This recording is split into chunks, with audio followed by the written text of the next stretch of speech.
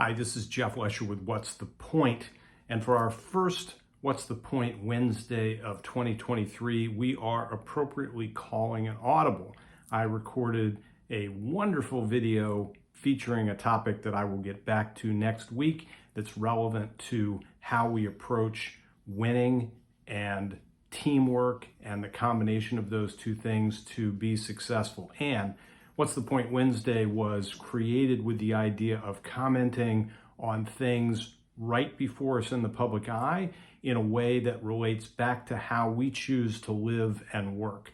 And last night, as a hardcore football fan, I watched in shock and horror as a young man, Damar Hamlin, fell to the ground on the field of NFL football play, suffering what we now understand was cardiac arrest, likely due to chest trauma and a reaction to that, which threw his heart out of rhythm.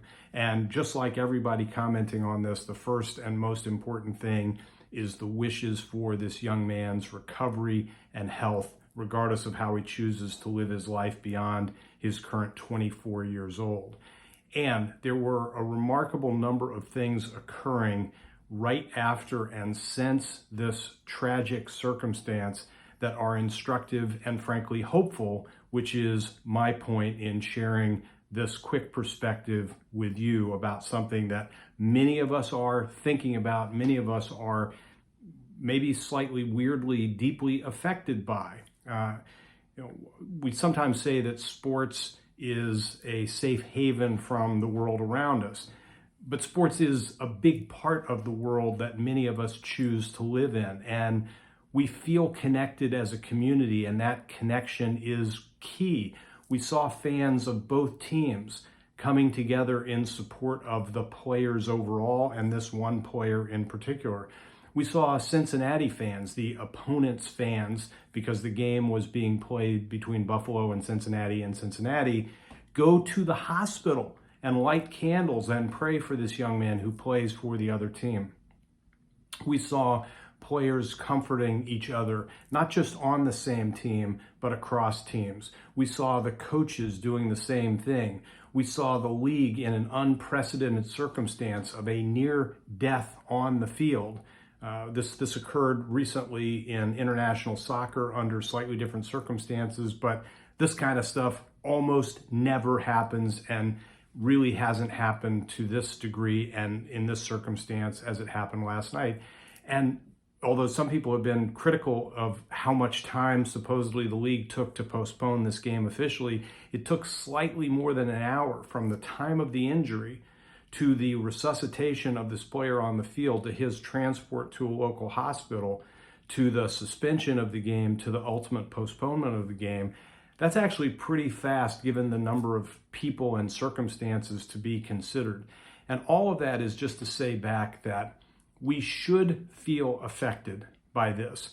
It's about humanity. And one of the effects that we can allow ourselves to feel is the encouragement that humanity is present all around us in big people and small people and people who root for one side versus the other, that when the circumstance allows, and in some cases actually demands, we are better together.